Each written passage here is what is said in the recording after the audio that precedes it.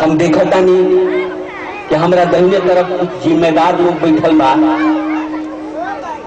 कुछ छोट छोट लड़का बैठल बड़े सामने, और सब लड़कन में सबसे छोट घनश्याम शुक्ल जी यहाँ सामने बैठल बड़े। हम ये चाहे जो हमने करूँगा कि अब ले बालिक बूझ ले लगन सुन अपने एने आई जा भाई सबे शुक्ल जी बराबर यह सब काम करी ले। आज ले यहाँ का अपना के नादान बता के जौन समझदार लोग काम करेला वो यहाँ का कहीं करी ले। भोजपुरी के तमाम बड़ कवि लोग ये मंच पर बैठल बा, आ सबका से छोट कवि जो में के बारे ओकरा के संचालन के जिम्मेदारी दे दे। हम एक बात कहे के चाहते नहीं कि भोजपुरी अब भोजपुरिया जवान दू को बात बड़ा जोरदार तरीका से पूरा देश में कहल जाए। जहजिया ना बैरी पैसवे बैरी ना, पिया के ले गई विदेशवा हो पैसवे बैरी ना, ये हमने यहाँ के पारंपरिक गीत है। एकरा के जब उर्दू अपना तरफ खींचता तो कहता जे हम बहुत बड़ा महान काम कर दिले बने, ये उर्दू कहता।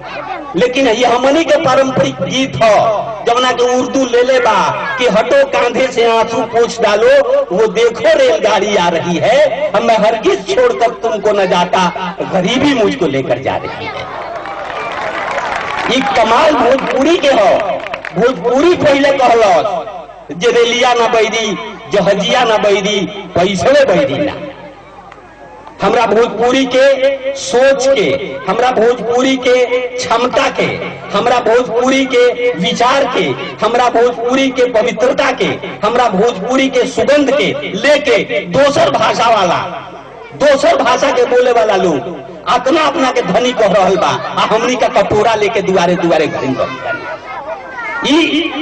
ई भोजपुरी वाला लोग जहिया भोजपुरी वाला लोग बूझ जाए, भोजपुरी भाई लोग बूझ जाए, तहिया हमरा बुझाता कि कोनो भाषा भोजपुरी भाषा के पैर के नीचे आ जाए। लेकिन हमनी का वो करे महिमा बखान कर जाला। जय भोजपुरिया हम में दिल्ली में रउआ सफर करतानी, स्टेशन से उतरी आ उतरते कहीं जे फलाने जगह चलोगे तो लागी पंजाबी बोले, लेकिन जैसे पूछब जे भाई ऑटो वाला तार कहाँ घर हो तो कही जे ओनिए घर हो का दू। ई कमाल भोजपुरिया के चिन्हे के जरूरत नहीं थे। भोजपुरिया जवान जो होले, भोजपुरी माटी के लोग जो होला वो चिन्हा जाला। एगो अंग्रेज दिल्ली आई, उतरल तो लागल पूछे जे भाई एगो बात बताई सबे, हिंदुस्तान में तरह तरह के भाषा बोलल जाला, कहीं पंजाबी बोलल जाला, कहीं मराठी बोलल जाला, कहीं बांग्ला बोलल जाला, एक पहचान कैसे हुई? कहीं भोजपुरी बोलल जाला। तो एगो आदमी मिल गई, कहे लागल कि हम बतावता नहीं, हौ देखो एक जना चलल आवता रहे, तारा तो शुक्ल जी लेखन मोछ नहीं थे, लेकिन तनी जाके तू मोछ पर ताव दो। वो गोइला जाके ओकरा सामने मोछ पर ताव देलस, तावे दे तू पटक के मारे लागल, पिटा के आई तो कहल जे जी तो हमरा के मारता, तो कहल जे नइखो चिन्ह ई हरियाणा के हो। कहल जे अच्छा हो एगो पगड़ी पहनले आवत रहे, उनका लगे जाके उनका लगे कहियो जे 12 बज गई।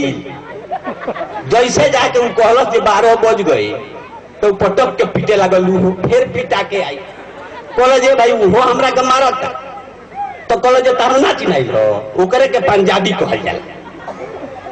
यही जगह जगह से पिटवावत कोई जगह पिटाई तो पूछल से सब लोग तो चिन्ह गई भोजपुरिया कैसन होला, और वही लोग ना बतौनी भोजपुरिया कैसन होला। वही जगह लालू यादव होंगे भोजपुरी सुनीले सन, वही जगह कोई वो लोग बा भोजपुरी के कुंवर सिंह के नाम सुन ले बनी सन, भोजपुरिया के ओबले ना बतावल तो कल जे रोगे ना चिन्हाई तब से रोगे तो पिटवाबो तो नहीं आयो बोले भोजपुरिया के चिन्हबे ना कहीं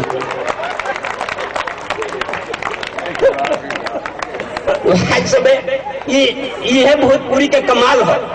भोजपुरी के लोग जौना उत्तेजना से काम करेला वैसे ही अपना दिमागो अपना पाले रखेला कि घर घर होखे साँझ पराती, घर घर होखे साँझ पराती, तुलसी चौरा दिए ना बाती। क्या बात भाई, तुलसी चौरा दिए